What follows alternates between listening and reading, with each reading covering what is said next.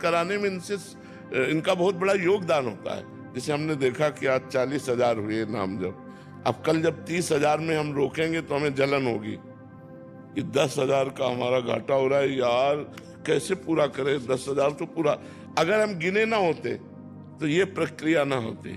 तो हमें लगता है गिनने से हमें ज्यादा लाभ मिलता है कि आज हमने 50,000 किए, चलो कल 40,000 किए थे, आज 50। अब 50,000 से नीचे उतरने में आपको अच्छा नहीं लगेगा।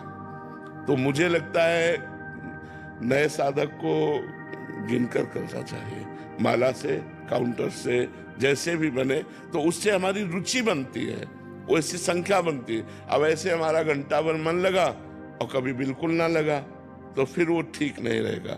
एक नियत संख्या से जब किया जाता है तो हमारी भजन में प्रवृत्ति होने लगती है। अब जैसे आप रोज 50,000 नाम जप करो तो 50,000 का तो अभ्यास हो गया, और 10-5,000 आप इस तरह में घसीट सकते हो, तो धीरे धीरे हम भजन वृत्ति बढ़ा सकते हैं। तो ऐसे हमें पता ही नहीं चला कितना जप हुआ। ये सिद्धों का है, जो सिद्ध हो गए हैं उनके श्वास प्रश्वास में भगवान नाम चल रहा है। अब उनको जपना तो है नहीं, वो तो स्वयं चल रहा है। साधक को जिसको जपना है उसको चाहिए माला, सुमिरनी, काउंटर आदि के द्वारा संख्या से, तो संख्या से ज्यादा जप होता है। फिर देख लो आपकी स्थिति क्या है। गीता जी, राधे राधे महाराज जी। महाराज जी, जब आप कहते हैं कि वृंदावन वास परम वास है, इससे आपका तात्पर्य सिर्फ वृंदावन से है, ब्रज 84 कोष से भी? ब्रज 84 कोष, कहीं भी भगवत धाम में वास करे। ये ब्रज 84 कोष पूरा ब्रज धाम है ना, ये भगवान श्री कृष्ण की गोद है। हम मानो भगवान की गोद में वास कर रहे हैं। पूरे ब्रज 84 कोष में कहीं भी गोकुल है, नंदगांव है, बरसाना है, गिरिराज तलहटी है, वृंदावन, ये सब वृंदावन है। 3 वृंदावन है, गोष्ठ वृंदावन, गोपी वृंदावन और किशोरी जी का वृंदावन श्री निकुंज वाटी। तो यहाँ आप बैठे निकुंज वृंदावन है, गिरिराज जी गोपी वृंदावन है, नंदगांव आदि जो है ये गोष्ठ वृंदावन है, गोकुल आदि ये गोष्ठ वृंदावन है, ये सब वृंदावन ही है। राधे राधे महाराज जी। महाराज जी, राम जी इष्ट हैं, सांगोपान उपासना के द्वारा भगवत प्राप्ति की ओर प्रयासरत हूँ। नाम रूप लीला धाम को साधने की कोशिश में है। महाराज जी, लीला दर्शन के बाद हृदय में हाहाकार मचा हुआ है। अब ये स्थिति है कि मंत्र जप, नाम जप में अश्रु बहते हैं। ये क्या मनोदशा है महाराज जी? प्रकाश डालिए महाराज जी। मुझे समझ में नहीं आता है कि एक आदमी के पास अगर 10-5 करोड़ रुपए हो तो छुपाता है, जबकि वो नाशवान संपत्ति है। आपका लीला में प्रवेश हो गया, आप उसे बोल रहे हैं, ये क्या है? ये दिखावा है या सत्य है? सत्य है तो हिम्मत कैसे हो गई बोलने की? मेरी समझ में नहीं आता। हाहाकार मचा हुआ, आप शांत बैठी हुई, काहे को? सच्चाई से चलो तो वास्तविक प्रेम को प्राप्त हो जाओगी। बनावट से क्या होगा? बुरा मत मानना। हमें आपकी बड़ाई करके आपको पतन में नहीं पहुंचाना है। जहां आप बैठी हो ये आध्यात्मिक क्षेत्र है, सत्य क्षेत्र है। सत्य से भजन करोगी तो वास्तविक प्रेम प्रकट हो जाएगा, और जब प्रेम प्रकट हो जाता है तो अनिर्वचनीयम प्रेम स्वरूपम मूकास्वादनवत। जैसे गूंगे को गुड़ खवा दिया जाए, पूछा जाए कैसा है, तो बस उसकी चेष्टा से बाहर ही जान सकते हो, वो बोल नहीं सकता। ऐसे मूकास्वादनवत जो आचार्यों ने कहा है, तस्मात् शास्त्रम प्रमाणम, शास्त्र प्रमाणित कोई भी स्थिति होती, मनमानी स्थिति नहीं होती। इसलिए भगवान के लीला चरित्रों का गायन करो, नाम जप करो और अपने को छुपाओ, जिससे आपका प्रेम वास्तविक भगवत प्रेम बन जाए और भगवान की प्राप्ति हो जाए। ये दैन्य मार्ग है, ये अहंकार का मार्ग नहीं है, ये सभा में कहने का मार्ग नहीं है। आप अपने प्रेम को कभी सभा में कहा? सांसारिक प्रेम को, भागवतिक प्रेम को कैसे कह दिया? इसका मतलब है नहीं। अगर है तो कह कैसे सकते हो? ये बनावटी प्रभु को पसंद नहीं। मोह कपट चल छिद्र न भावा, निर्मल मन जन सो मोह पावा। बहुत ये निर्मल मार्ग है। तृणादपि सुनीचेन, जो अपने को सबसे नीच समझता है।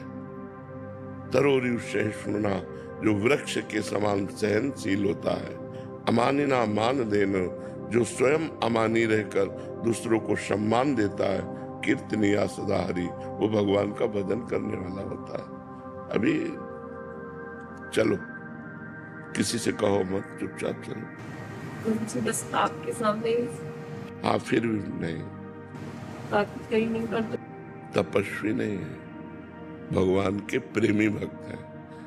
तो जब भगवान की सभा में, जैसे भक्तों की सभा में भगवान का जस होता है, भगवान की महिमा गाई जाती है, ऐसे भगवान की जब सभा लगती है तो भक्तों की महिमा गाई जाती है। तो ये हुआ कि इस समय मृत्यु लोक में सबसे महान भक्त कौन? तो देवर्षि नारद जी ने कहा, इस समय आपके परम पावन भक्तों में वैसे सब महान ही है, पर सर्वश्रेष्ठ अम्बरीश जी हैं।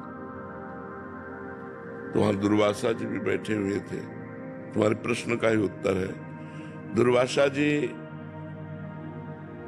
को हृदय में जलन हुई कि दूब का रस पीकर तप करता हूं भगवान के लिए, वलकल की लंगोटी लगाता हूं और उसके पास रानियां हैं, राज वैभव है, वो मेरे से बढ़कर मेरा नाम नहीं लिया गया, अम्बरीश जी का नाम लिया गया, मैं जाकर उसकी परीक्षा लूंगा। तो अम्बरीश जी एकादशी का व्रत रहकर द्वादशी को पारायण करते थे, निर्जला रहते थे। पहुंच गए द्वादशी के दिन। तो गृहस्थ का धर्म है या भगवत भक्त का धर्म है, आए हुए संत को तुरंत स्वागत करके अतिथि के लिए निमंत्रण करना, आतिथ्य निमंत्रण करना। तो उन्होंने स्वागत किया, महाराज प्रसाद अभी तैयार करेंगे आप? तो उन्होंने कहा, हम यमुना स्नान करके आते हैं, आप तैयार करो। वो ध्यानस्थ होकर बैठ गए कि द्वादशी का पारण इसका ये करेगा जरूर। अब वो तो ध्यानस्थ बैठे, आए ही नहीं। तो उन्होंने संतों विद्वानों से पूछा कि हमारा व्रत भी भंग ना हो, नियम भी भंग ना हो और संत का आदर हो जाए। तो उन्होंने कहा, भगवान का चरणामृत पान करने से, क्योंकि आप निर्जला हो तो पारायण भी हो जाता है और चरणामृत कोई भोजन में नहीं आता, इसलिए अतिथि का अपमान में नहीं होगा। तो उन्होंने भगवान का चरणामृत पिया। जे भी पिया सुनो सुनो, तो ध्यानस्थ इसी बात के लिए बैठे थे। आए और उन्होंने पाखंड करता है, अपने को बड़ा भक्त समझता है, मेरे जैसे ऋषि का निमंत्रण करके तूने पहले कैसे पा लिया? एक जटा उखाड़ी पटक दिया, वो कृत्या, भयानक कृत्या प्रकट हुई। भगवान का सुदर्शन चक्र अपने आप प्रकट हो गया और कृत्या को भस्म किया और दुर्वासा को दौड़ाया। पूरे त्रिभुवन में दौड़े, ब्रह्मलोक गए। ब्रह्मा जी ने सुदर्शन जी को नमस्कार किया, क्योंकि भगवान के परम पावन अस्त्र हैं। और दुर्वासा जी से कहा कि मेरी सामर्थ्य नहीं कि मैं रोक सकूं। भगवान शंकर के पास गए, उनका मेरी सामर्थ्य नहीं, हरि के पास जाओ। जब हरि के पास गए, तुम्हारे प्रश्न का उत्तर दे रहा हूं, भगवान ने कहा, ये मेरा सुदर्शन है पर इस समय नहीं रुकेगा, ये रुकेगा अम्बरीश जी के कहने से। अहम भक्त पराधीनो, समझना है, तुम्हारे प्रश्न का उत्तर है, अहम भक्त पराधीनो असुतंत्र इव द्विज। ऐ ब्रह्मर्षि, मैं अपने भक्त के पराधीन हूं। तो आप समझ पा रहे हैं, वो भी तपस्वी हैं, उनको ब्रह्मर्षि कह के संबोधन किया, क्योंकि उनको तपस्या में लगन है, भगवान में प्रधानता नहीं, प्रधान तपस्या।